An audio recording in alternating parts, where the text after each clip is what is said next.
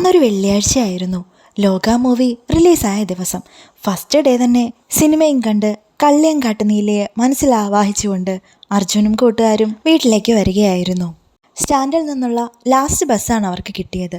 അർജുൻ്റെ സ്റ്റോപ്പായപ്പോഴേക്കും കൂട്ടുകാരോട് യാത്രയും പറഞ്ഞ് അവൻ ബസ്സിൽ നിന്നിറങ്ങി. ബസ് ഇറങ്ങിയാൽ പിന്നെ അരമണിക്കൂറോളം നടക്കാനുണ്ട് വീട്ടിലേക്ക്. സമയം 12-നോടടുക്കുന്നു. കുറ്റാക്കൂരിരുട്ട്, ചീവീടുകളുടെ മാത്രം ശബ്ദം. ഉള്ളിൽ അല്പം പരിഭ്രാന്തി തോന്നിയെങ്കിലും മൊബൈൽ വെളിച്ചത്തിലൂടെ അവൻ മുൻപോട്ട് നടന്നു. അല്പം ദൂരെയായി ഒരനക്കം.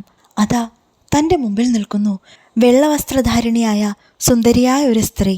അവളുടെ നിൽപ്പും ഭാവമൊക്കെ കണ്ടപ്പോൾ അവനങ്ങ് ഉറപ്പിച്ചു, ഇത് യക്ഷി തന്നെ. ഓടിയിട്ടൊന്നും ഇനി ഒരു കാര്യവുമില്ല. വല്ല പൊട്ടക്കുളത്തിലും പോയി വീണ് ചാകും. എന്തായാലും ചാകാൻ പോവുക. മുന്നിലതാ സുന്ദരിയായ ഒരു യക്ഷി. അപ്പം പിന്നെ അല്പം മാന്യമായിട്ട് തന്നെ ചാകണമെന്ന് അർജുനും ഓർത്തു. പണ്ട് മുതലേ യക്ഷിപ്പടങ്ങളൊക്കെ കാണുന്നതുകൊണ്ട് തന്നെ അവന് യക്ഷികളോട് വല്ലാത്ത കൗതുകം തോന്നി. തൻ്റെ മനസ്സിലുണ്ടായ സംശയങ്ങൾക്കൊക്കെ ഇന്ന് അറുതി വരുത്തണം. എന്തായാലും യക്ഷിയോട് സംസാരിക്കാൻ തന്നെ അർജുൻ തീരുമാനിച്ചു. അവൻ ആദ്യം തന്നെ കണ്ണുകളടച്ച് അല്പം ധൈര്യം സംഭരിച്ചു. എന്നിട്ട് യക്ഷിയുടെ മുഖത്തേക്ക് നോക്കാതെ തന്നെ ഓരോ സംശയങ്ങളായി ചോദിച്ചു തുടങ്ങി. നിങ്ങളീ വെള്ളിയാഴ്ച മാത്രം പുറത്തിറങ്ങാനുള്ള കാരണം? അതിനൊരു പൊട്ടിച്ചിരിയായിരുന്നു യക്ഷിയുടെ മറുപടി. അതെ, യക്ഷികളുടെ അതേ ചിരി. അതുവരെ സംശയം മാത്രമേ അർജുനുണ്ടായിരുന്നുള്ളൂ, ഇത് യക്ഷിയാണെന്ന്. ആ ചിരി കേട്ടപ്പോൾ അവൻ ഉറപ്പിച്ചു. എന്തായാലും നിങ്ങൾ എന്നെ കൊന്ന് രക്തം കുടിക്കുമെന്ന് എനിക്ക് നന്നായിട്ടറിയാം. പക്ഷേ എൻ്റെ അവസാനത്തെ ആഗ്രഹമായി എൻ്റെ സംശയങ്ങൾക്കുള്ള മറുപടികൾ തന്നാൽ മതി. അവൻ തമാശ പറയും പോലെ യക്ഷിയോട് സംസാരിച്ചുകൊണ്ടിരുന്നു. അവൻ്റെ ദയനീയമായ ശബ്ദം കേട്ടിട്ടാവണം അവിടെ ആ ചിരി നിലച്ചു. വശ്യമായ സ്വരത്തിൽ അവൾ പറഞ്ഞു തുടങ്ങി. അത് ഞങ്ങളുടെ പരമ്പരാഗത രീതിയാണ്.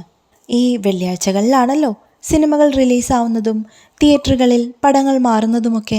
അതുകൊണ്ട് തന്നെ അന്ന് സെക്കൻഡ് ഷോയ്ക്ക് ആളുണ്ടാവും. ഒന്ന് നിർത്തിയിട്ട് വളരെ കൂളായി യക്ഷി സംസാരിച്ചു തുടങ്ങി. വളരെയധികം റിസ്ക് എടുത്ത് പാലയും പനയൊക്കെ കയറി ഇറങ്ങുന്നത് കൊണ്ട് ഞങ്ങൾക്കും എന്തെങ്കിലുമൊക്കെ ഗുണം വേണ്ടേ? വളരെ മാന്യമായ യക്ഷിയുടെ മറുപടി. അതെന്താ നിങ്ങൾ ഈ പാലമരവും പനയും മാത്രം തിരഞ്ഞെടുക്കാൻ കാരണം? അർജുൻ്റെ സംശയങ്ങളുടെ കെട്ടുകൾ അഴിക്കാൻ തുടങ്ങി. അതിന് കാരണം മറ്റൊന്നുമല്ല, ഞങ്ങളുടെ മുത്തശ്ശിയുടെ സ്ഥലം അങ്ങ് കോട്ടയം പാലായിലായിരുന്നേ. അതിൻ്റെ ഒരു സ്മരണയ്ക്കും ഒരു നൊസ്റ്റോനും വേണ്ടിയൊക്കെയാണ് ഞങ്ങൾ ഇന്നും പാലയിൽ തങ്ങുന്നത്. അർജുൻ്റെ സംശയം അവിടെയും തീർന്നില്ല. അവൻ അടുത്ത സംശയത്തിൻ്റെ കെട്ടഴിച്ചു. അതെ, ഈ മരിച്ചു പോകുന്നവരെല്ലാവരും യക്ഷിയും പ്രേതങ്ങളും ഒക്കെ ആയിട്ട് തിരിച്ചു വരുമോ? ഇല്ല, അങ്ങനെ സ്വാഭാവിക മരണമൊക്കെ നടക്കുന്ന ആൾക്കാരൊന്നും യക്ഷിയോ പ്രേതമോ ആയിട്ടൊന്നും തിരിച്ചു വരാറില്ല. അപകട മരണങ്ങളിൽപ്പെട്ട് ജീവിച്ച് കൊതിതീരാതെ മരണപ്പെടുന്നവരും ആത്മഹത്യ ചെയ്യുകയോ ഒക്കെ ചെയ്യുന്നവരാണ് ഈ ഭൂമിയിൽ ഇങ്ങനെ അലഞ്ഞു തിരിയാൻ വിധിക്കപ്പെട്ടിട്ടുള്ളത്. അതൊക്കെ പോട്ടെ, നിങ്ങളെന്തിനാ ഈ വഴിയാത്രക്കാരോട് ചുണ്ണാമ്പൊക്കെ ചോദിക്കുന്നത്? അങ്ങനൊരു കേട്ടുകേൾവി ഉണ്ടല്ലോ.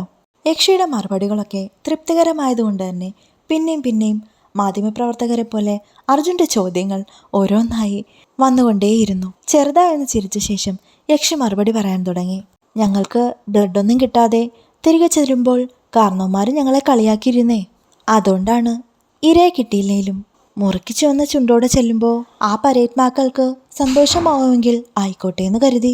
യക്ഷിയുടെ മറുപടികളെല്ലാം വളരെ വിചിത്രമായി തോന്നി അവന്. വെള്ള വസ്ത്രം ധരിക്കുന്നതിൻ്റെയും അതുപോലെ തന്നെ കാലിനെടുത്ത് തൊഴാത്തതിൻ്റെയും കാരണവും കൂടെ അറിയാൻ അർജുൻ ആകാംക്ഷയായി. പ്രേതമായി പരലോകത്തെത്തുമ്പോൾ ഞങ്ങൾ നഗ്നരായിരിക്കും. നാണം മറയ്ക്കാൻ ഞങ്ങൾ മേഘങ്ങളെയാണ് ആശ്രയിച്ചിരുന്നത്. അത് നിങ്ങൾ മനുഷ്യർ ഞങ്ങളുടെ വസ്ത്രമായി തെറ്റിദ്ധരിച്ചിരിക്കുകയാണ്. അതുപോലെ തന്നെ ഞങ്ങൾ അവിടെ എത്തുമ്പോൾ ഒരു ശബ്ദമെടുക്കും, ഇനി ഈ നശിച്ച മണ്ണിൽ കാലുകുത്തില്ലെന്നും. കണ്ടില്ലേ, ഞാൻ ഹൈ ഹീൽഡ് ചെരുപ്പാണ് ഉപയോഗിച്ചിരിക്കുന്നത്.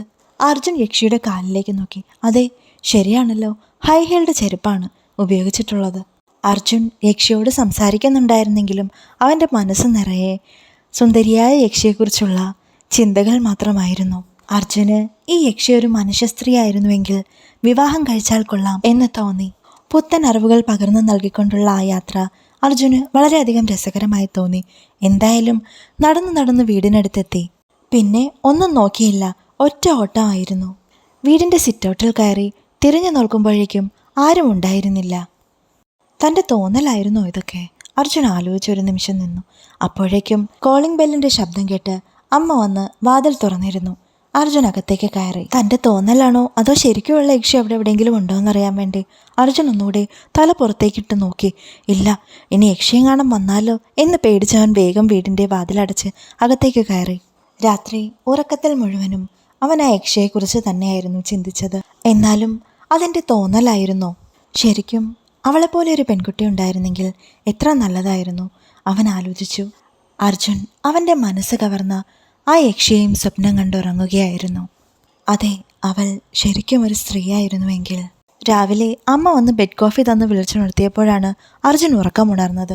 അപ്പോഴാണ് അവനൊരു കാഴ്ച കണ്ടത്. അപ്പുറത്തെ വീട്ടിൽ ഇന്നലെ കണ്ട അതേ യക്ഷി അവിടെ ഇരുന്ന് ചായ കുടിക്കുന്നു. അവനൊരു സംശയത്തോടെ അവളെ തന്നെ നോക്കി. അതെ, ശരിയാണ്, അവൾ ഇന്നലെ ധരിച്ച വസ്ത്രം അയാൾ കഴുകിയിട്ടിരിക്കുന്നു. അവൾ അവിടെ ഇരുന്നു കൊണ്ട് വിളിച്ചു പറഞ്ഞു, അതെ, ഒരുപാട് നോക്കണ്ട, ഇന്നലെ കണ്ട യക്ഷി തന്നെ. അവനൊരു ചമ്മൽ തോന്നിയെങ്കിലും പിന്നീട് രണ്ടുപേരും ഒരേപോലെ പൊട്ടിച്ചിരിക്കുകയായിരുന്നു.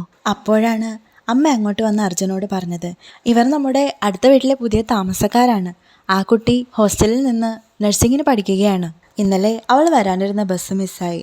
ലാസ്റ്റ് ബസ്സിലാണ് വന്നത്. അവളുടെ അച്ഛൻ ബസ് സ്റ്റോപ്പിൽ ചെല്ലാന്ന് പറഞ്ഞതാ. അപ്പോഴാണ് ആ കുട്ടി വിളിച്ച് പറഞ്ഞത്, നീ ഈ ബസ്സിലുണ്ടെന്ന്, നിന്റെ കൂടെ ഇങ്ങോട്ട് എത്തിക്കോളാന്ന് അവളും പറഞ്ഞു. അതിന് ഞങ്ങൾ തമ്മിൽ ഇതുവരെ കണ്ടിട്ടില്ലല്ലോ, പിന്നെ ഇങ്ങനെ ഈ കുട്ടിക്ക് എന്നെ അറിയാം? അത് പിന്നെ ചേട്ടൻ്റെ ഫോട്ടോ ഞാൻ കണ്ടിട്ടുണ്ട്. അപ്പോഴാണ് അമ്മ പറഞ്ഞ കാര്യം അർജുൻ ആലോചിച്ചത്. അമ്മ ഒരു പെൺകുട്ടിയെ കണ്ടുവച്ചിട്ടുണ്ടെന്ന്. ഓ, അപ്പം അമ്മ പറഞ്ഞ കുട്ടി ഇതാണല്ലേ? അർജുൻ പതിയെ അവളുടെ അടുത്തേക്ക് ചെന്നു. ഉള്ളിലെ ചമ്മൽ മറച്ചു വെച്ചുകൊണ്ട് അവൻ അവളോട് പറഞ്ഞു, ഇന്നലെ പറഞ്ഞ കാര്യം ഇവിടെ ആരോടും പറയണ്ട കേട്ടോ. അവളൊന്ന് ചിരിച്ചു. തൻ്റെ പേരെന്താ? ഇന്നലെ വിശദമായിട്ടൊന്നും ചോദിക്കാൻ പറ്റിയില്ലല്ലോ. അർജുൻ അവളോടായി ചോദിച്ചു. എൻ്റെ പേര് ദിവ്യ. ഇനി എന്തൊക്കെയാ അറിയേണ്ടത്? ചേട്ടൻ യക്ഷികളെ പേടിയില്ലല്ലോ അല്ലേ? അവൾ അയയിൽ അലക്കിയിട്ടിരുന്ന ആ വെള്ള വസ്ത്രത്തിലേക്ക് നോക്കിയ ശേഷം അവൻ ചിരിച്ചുകൊണ്ട് പറഞ്ഞു, ഇല്ല, അവിടെ അവരുടെ ഒരു പ്രണയത്തിൻ്റെ തുടക്കമായിരുന്നു. അവരുടെ ജീവിതത്തിൻ്റെയും. സ്റ്റോറി ഇഷ്ടമായാൽ സബ്സ്ക്രൈബ് ചെയ്യാൻ മറക്കല്ലേ. ഇനിയും ഒരുപാട് നല്ല സ്റ്റോറീസുമായിട്ട് വീണ്ടും കാണാം.